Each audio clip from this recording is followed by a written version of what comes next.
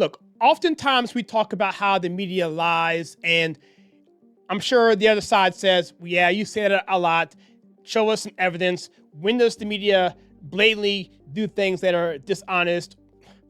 I mean, there's a ton of them, but just a few hours ago, yesterday, this particular AP tweet that they put out was so dubious that they actually deleted it.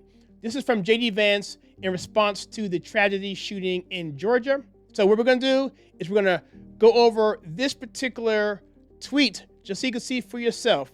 This is on our Twitter page. You can go check it out. Here you have Gunther Eagleman has this to say. An egregious lie with 3 million impressions. 70% of people read headlines only. See, the media knows this. They know if they can just get the headline out there, people will just run with it because they're, well, not too bright. You don't hate the media quite enough. Many of us don't. And I talk about this on the channel a ton, that the freedom of speech and the freedom of the press are so important, and they are supposed to protect each other.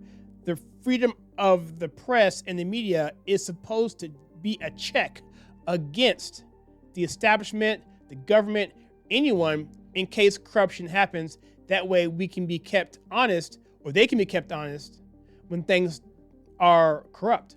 That's what it's there for. But when the media is complicit along with said corruption, then we have serious problems, and that's when you run into the risk of tyranny.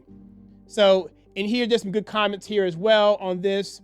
It's just really, really bad. Charlie Kirk put this up. He said, here's the actual quote, and we'll play it here in a second. So Charlie Kirk here says, the AP just deleted this tweet to avoid getting slammed by community notes. But let's be clear about what just happened here.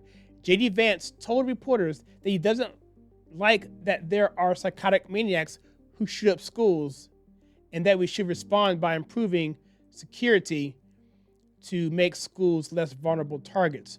What did AP do with that? They twisted and cherry-picked his comments to make him seem cold and indifferent to victims. The AP is a collection of liars and propagandists dressed up as a wire service. They're dumping ground for bitter people too stupid to make it at a real publication.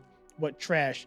Let's take a look at the actual statement. First of all, here. What happened in Georgia is just an awful tragedy. And I know we've got a lot of parents and a lot of grandparents in this room. I mean, I cannot imagine, little kids so excited to go back to school. God love them. And they're at their first week back from the summer, and an absolute barbarian decides to open fire and take their lives and also a couple teachers. I don't like this. I don't like to admit this. I don't like that this is a fact of life. But if you are a psycho and you want to make headlines, you realize that our schools are soft targets. And we have got to bolster security at our schools so that a person who walks through the front door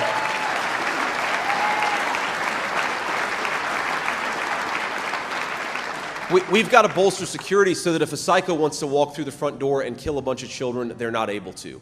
And again, as a parent, do I want my kids' school to have additional security? No, of course I don't. I don't want my kids to go to school in a place where they feel like you've got to have additional security, but that is increasingly the reality that we live in.